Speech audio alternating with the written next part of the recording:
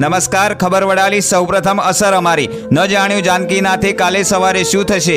એક બાજુ બરફ વર્ષાથી વડાલી તાલુકાના ખેતી પાકોમાં ભારે નુકસાન, વળી પાછું આર્થિક વળતરનું કોઈ ઠેકાણું નહીં। એમાંય વળી આજે વડાલી તાલુકાના પંડવાલ, હાથરવા, રામપુરવાસના ગામના 3 અલગ અલગ જગ્યાઓ પર ખેતરોમાં ઘઉં બળવાની ઘટના પ્રકાશમાં આવી। ત્યારે પંડવાલ ગામના જીતેશભાઈ રમેશભાઈ તારીખ 16/3/2024ના રોજ પોતાના ખેતરમાં રહેલ ખવાઈ ગયેલ વીજપોલ બદલવા અરજી વડાલી યુજીવીસીએલમાં આપેલ, પરંતુ પરિણામ શૂન્ય। તેવી રીતે રામપુરવાસના ગામના ખેડૂત સગર વિનુભાઈ પ્રભુભાઈના માથે આબ ફાટ્યું। યુજીવીસીએલના હસ્તકના વીજ તારને લઈ શોર્ટ સર્કિટ થયાના પ્રાથમિક અનુમાન મુજબ તેમના ખેતરમાં તૈયાર ઘઉંનો પાક બળી ગયો। રામપુરવાસના ગામે ઘઉંના ખેતરમાં આગ લાગ્યાના સમાચાર મળતા આસપાસના ખેડૂતો દોડી આવ્યા। ત્યારબાદ વડાલીથી ફાયર ફાઇટર બોલાવી આગ ઉપર કાબુ મેળવાયો હતો।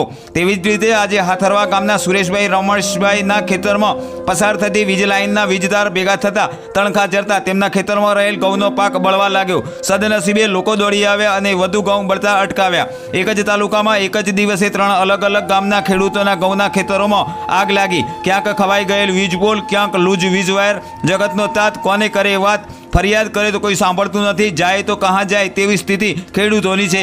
તાત્કાલિક ધોરણે યુજીવીસીએલ દ્વારા આવા લૂજ વીજ વાયર ટાઈટ કરવા, ખવાઈ ગયેલ વીજ પોલ બદલવા સહિતની કામગીરી સત્વરે થાય તેવી લોક માંગ ઉઠી છે।